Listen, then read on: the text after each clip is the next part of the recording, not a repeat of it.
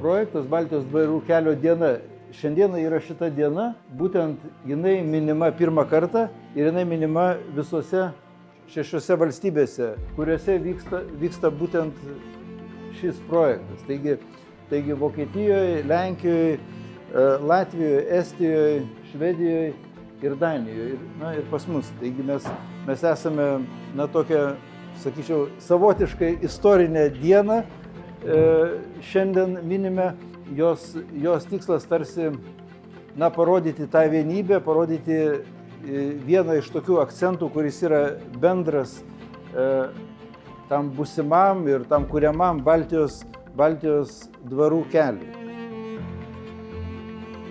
Tai iš tikrųjų labai smagu jūs matyti čia, Jurbarke, dvarų ir pilių krašte.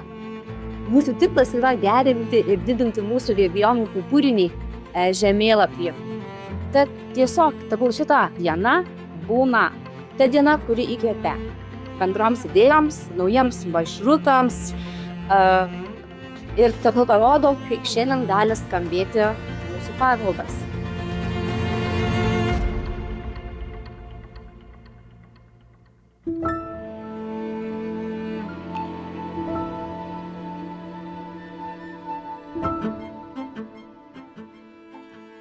Šiandienos renginys žymi reikšmingą etapą ne tik Lietuvos, bet ir viso Baltijos jūros regiono kultūros paveldo politikos kontekste. Pristatomas Baltijos dvarų kelias atspindi brandų požiūrį į paveldą, kaip į gyvą, bendradarbiavimu grįstą ir ateitį kuriantį reiškinį.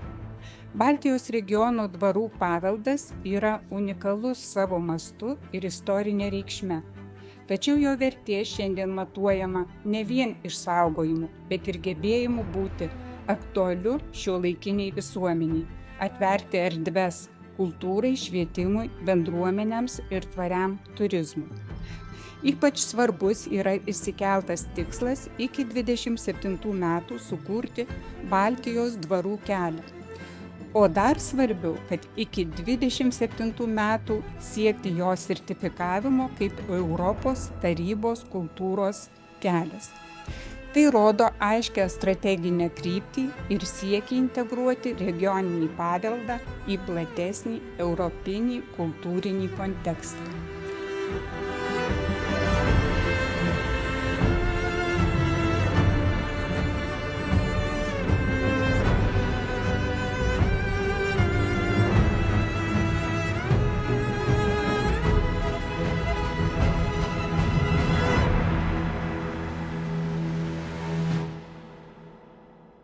Na ir aš čia šiek tiek keletą istorijų apie kultūros kelius. Tai Lietuvoje mes iš esmės turim besiformuojančią tų kultūros kelių sistemą, turime Europoje labai skatina tiek bendradarbiauti, tiek atrasti kažkokius vieningus, jungiančius taškus, elementus.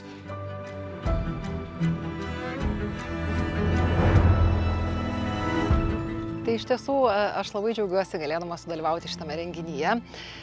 Aš tikiu bendradarbiavimo nauda, aš tikiu sinergijos gale, aš tikiu, kai žmonės iš skirtingų Lietuvos kampelių suėję į vieną vietą ir ne tik Lietuvoje, bet skirtingose šalyse kalba ir diskutuoja apie tą patį, dalijasi savo patirtimi, savo pasiūlymais.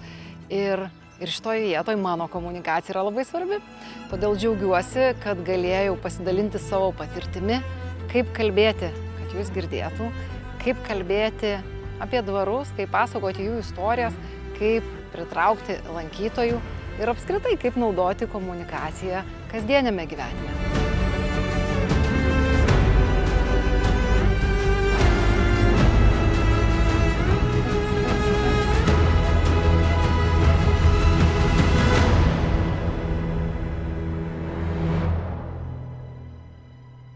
Projekte dalyvauja Lietuvos pilių ir dvarų asociacija, tiek užsienio partneriai iš Lenkijos, Vokietijos, Latvijos, Estijos, Danijos ir Švedijos.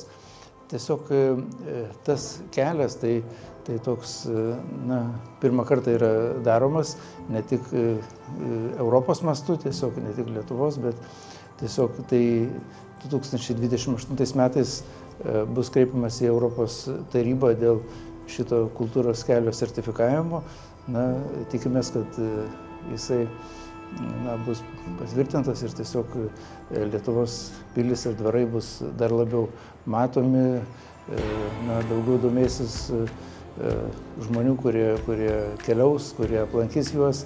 Na ir aišku, ta pati nauda yra ir dvarų valdytojams tiesiog, kadangi bus didesni srautai turistiniai, žmonių, kurie domisi kartu, kada dvarai pateks į tarptautinę plotmę, tiesiog bus lengviau surasti ir lėšų jų restauravimui, tiesiog labiau valdžia atkreips dėmesį būtent į mūsų svarbų kultūros paveldą, pilis ir dvarus. Taigi iš tikrųjų pabaigai noriu padėkoti iniciatoriam ir organizatoriam už tą tiltą tarp dvarų, tarp savivaldybių, kuris tikrai, manau, tarp lankytojų ir mūsų visų kūrime atsispindės ypatingai. Tai tikrai sėkmės ir to sėkmingo starto jums.